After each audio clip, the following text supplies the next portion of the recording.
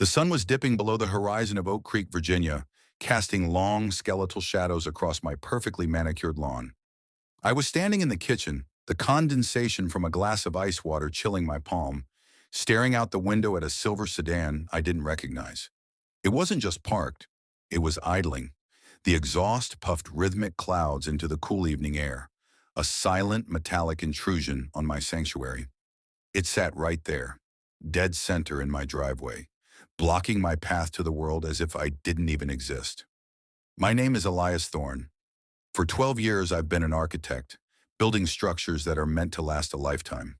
I believe my marriage was one of those structures, solid, grounded, and capable of weathering any storm. But that car belonged to the man who was systematically dismantling my life, brick by brick. Before we go deeper into this story, take a second and hit that subscribe button, give this video a like, and let us know where you're watching from. I'm curious to know how far these stories travel.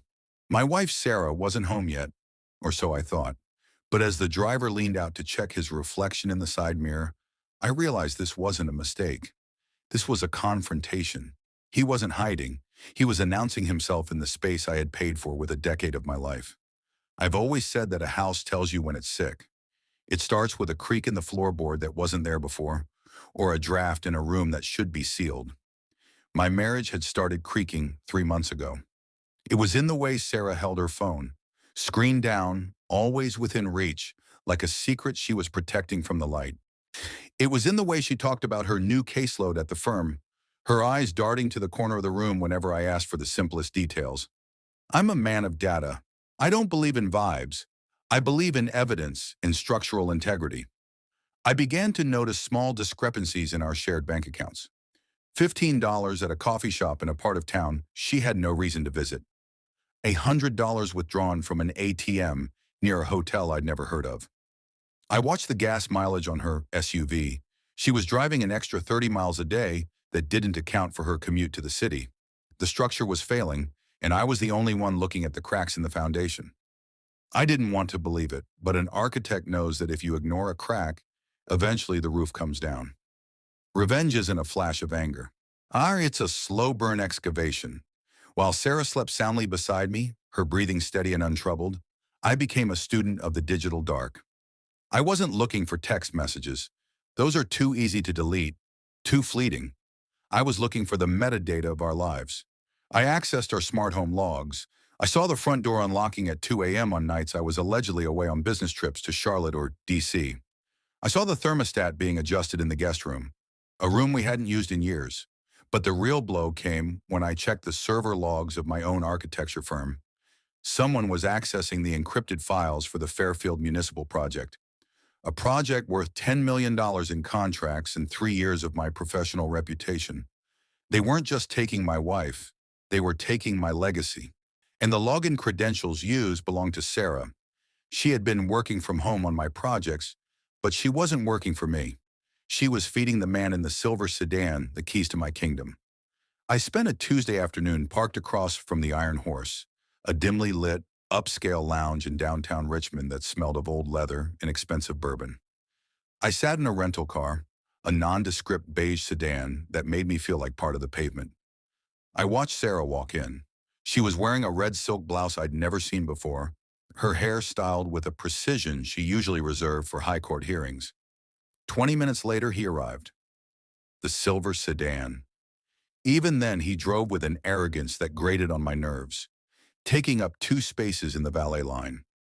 I watched through high-powered binoculars as he met her at a corner booth, eye hidden by the shadows of a velvet curtain. Before we go deeper, I would love to hear your point of view. Tell me what part hit you the hardest in my story and share your thoughts in the comments. Would you have the patience to sit in a car for 6 hours just to confirm your own heartbreak? I didn't see them kiss. I didn't need to. I saw him slide a tablet across the table, and I saw her enter a password, my password, into the device. I took photos, not of the betrayal of the heart, but of the betrayal of the work. I didn't need a divorce lawyer. I needed a forensic team. The walk from my kitchen to the front door on that final evening felt like a journey through an abandoned museum. Every painting we'd bought together on weekend trips to the coast, Every rug we'd argued over in the showroom now felt like a relic of a dead civilization. I felt like a ghost in my own hallway. How many times had Julian, or whatever his name was, been inside this house while I was at the office? Had he sat on my sofa? Had he drunk from my glasses? The air in the house was thick with the scent of Sarah's perfume, a lingering ghost that mocked the emptiness I felt in my chest. I reached the front door and paused. My hand rested on the heavy brass handle. I could hear the rhythmic thrum of the silver sedan's engine through the solid wood. It was a heartbeat, the heartbeat of the man who thought he had won. I took a deep breath, adjusted the collar of my shirt, and pushed the door open. The hinges creaked, and for the first time in 12 years, I didn't mind the sound. It was the sound of the world finally noticing I was there. The Virginia humidity hit me like a physical wall as I stepped onto the porch. It was one of those thick, heavy evenings where the air feels like it's made of wet wool, and the cicadas are screaming in the trees. I stood there silhouetted by the yellow light from the foyer. Julian didn't even flinch. He sat in his car, the blue light of his smartphone reflecting off his polished teeth. He was scrolling, laughing at something, entirely comfortable in my space. I walked down the porch steps, one by one, counting them in my head. I stopped at the edge of the driveway, right where the concrete meets the manicured grass. I stood there, silent and unmoving, until the sheer pressure of my gaze forced him to look up. When he finally did, the laughter vanished. He looked annoyed, as if I were a minor inconvenience in his otherwise perfect evening. "Wait, you're blocking the egress," I said. My voice was calm, conversational, the tone I used with contractors who made mistakes on their measurements. I wanted him to know I wasn't emotional. I was technical. Julian rolled down his window halfway. The smell of expensive, musky cologne, the kind that tries too hard to scream status, drifted out into the humid air. "Elias, right? Sarah said you were the quiet type. I didn't think you'd actually come out here to greet me. Go back inside, man. We don't want to make this a scene for the neighbors." "A scene?" I smiled. It wasn't a friendly smile. It was the smile of a predator who had already checked the traps. "A scene is what happens when you don't have a plan, Julian. I've been an architect for a long time. I never start a demolition without a plan." As if on cue, if the headlights of Sarah's SUV turned the corner of our street, she slowed down as she approached, her brakes squealing slightly. Another thing I'd meant to fix. She saw the silver sedan. She saw me. She stopped the car at the curb, unable to pull into the driveway because her lover was occupying the space she usually parked in. She sat there for a long time. I could see her silhouette through the windshield. Her hands gripped the steering wheel so hard her knuckles were probably white. She was trapped between the man she was leaving and the man she was leaving for. It was a perfect, miserable symmetry. Finally, she opened the door and stepped out. She looked like someone caught between two lives, belonging to neither. Sarah walked toward us, her heels clicking on the asphalt like a countdown clock. She didn't look at me at first. She went straight to the silver sedan, but Julian didn't open the door for her. He stayed behind the glass, watching me, his eyes darting to the folder in my hand. "Elias, please," she said, her voice a fragile thread that threatened to snap. "Don't do this here. I was going to tell you tonight. I was going to explain everything." "Explain what, Sarah?" I asked. I walked closer to the car, forcing Julian to roll his window down further, or look like a coward in front of his prize. "Explain that you're leaving me for a man who's currently under investigation for 3 counts of securities fraud? Explain that you gave him the bypass codes to my firm's servers?" Julian's lopsided grin faltered. He tried to maintain the cool guy persona, but I saw the way his fingers tightened on the leather steering wheel. "You're talking out of your neck. Thorne, you don't know who you're dealing with." "I know exactly who I'm dealing with, Mark," I said, using his real name for the first time. The air in the driveway seemed to freeze. Sarah looked at him, her eyes wide with a confusion that was rapidly turning into terror. "Mark," she whispered, "what is he talking about? Your name is Julian. You said your family was from Boston." I pulled a small, high-density flash drive from my pocket. "His name is Mark Rutledge, Sarah. He's a professional leech. He targets high-income professionals with access to proprietary data. He didn't meet you by accident at that gallery. He's been tracking the Fairfield project since the RFP was published last year. You weren't his girlfriend. You were his back door into my company's finances. The air in the driveway felt thin, as if the oxygen had been sucked out by the sheer gravity of the lie. Sarah stood frozen between her SUV and the silver sedan, her gaze darting between me and the man she thought was her future. Mark, no longer Julian, stared straight ahead through the windshield, his jaw set in a hard, ugly line. The suave, untouchable predator was gone. In his place was a cornered rat, calculating the distance to the nearest exit. "Sarah, he's lying," Mark said, though the conviction in his voice was hollow, like wind whistling through a ruined building. "He's desperate. He's trying to scare you into staying in this dead-end life. Don't listen to a man who lives in the past." I didn't argue. I didn't raise my voice. I simply reached into the leather folder I was carrying and pulled out a single sheet of paper. A high-resolution printout of a wire transfer from Mark's personal account to a shell company in the Caymans. "This was sent yesterday, Sarah. It matches the exact amount of the bonus you deposited into our joint savings last week. He didn't just take your heart, he took your security deposit on a life that doesn't exist. He's been bleeding you dry while you were planning a wedding that was never going to happen. Before we go deeper, I would love to hear your point of view. If you found out that the person your spouse was leaving you for was actually using them to get to your career or money, would you tell your spouse the truth or let them find out the hard way? Tell me what part hit you the hardest in my story and share your thoughts in the comments." Sarah walked to the window of the sedan. She tapped on the glass, her movements jerky and frantic. "Mark, look at me. Tell me he's lying. Tell me the money is still there. We were supposed to go to the bank together tomorrow." Mark didn't look at her. He didn't even roll the window down. He shifted the car into reverse. The engine roared, a sudden, violent sound that made Sarah jump back. He didn't offer an explanation. He didn't offer a goodbye. He slammed the car into gear and backed out of the driveway so fast the tires left black streaks on the pavement I had spent years maintaining. He vanished into the Virginia night, leaving Sarah standing in the middle of the street, illuminated only by the fading orange glow of the street lamps and the red flicker of his departing taillights. The silence that followed was worse than the engine's roar. It was the sound of a vacuum. Sarah stood there, her overnight bag still gripped in her hand, looking at the empty street where her new life had just sped away. She looked small, not the powerful, confident attorney I had married, but a child lost in a storm of her own making. "He's gone, Sarah," I said. My voice was devoid of malice, which I think hurt her more than if I had screamed. "The silver sedan is gone.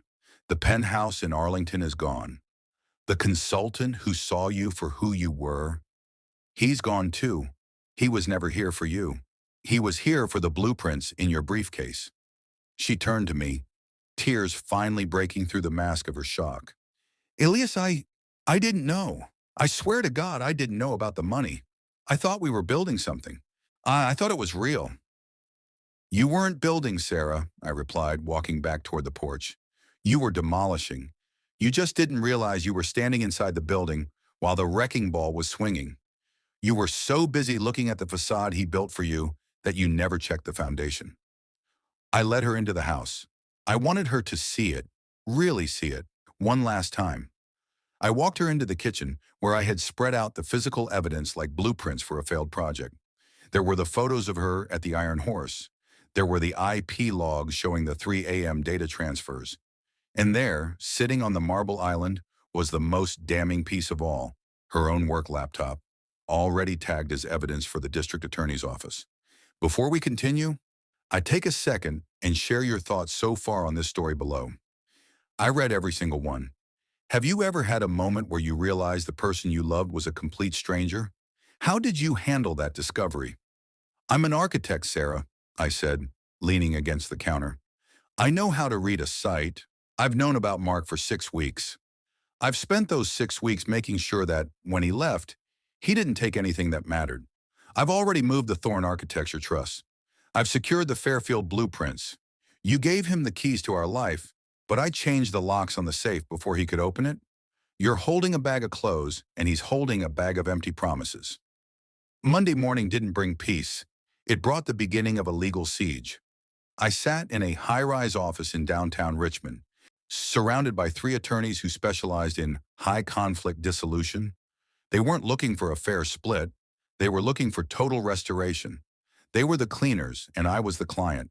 Because Sarah had used her position at the law firm to facilitate corporate espionage, the no-fault divorce laws of Virginia were suddenly very much in my favor. We spent hours going over the digital forensics.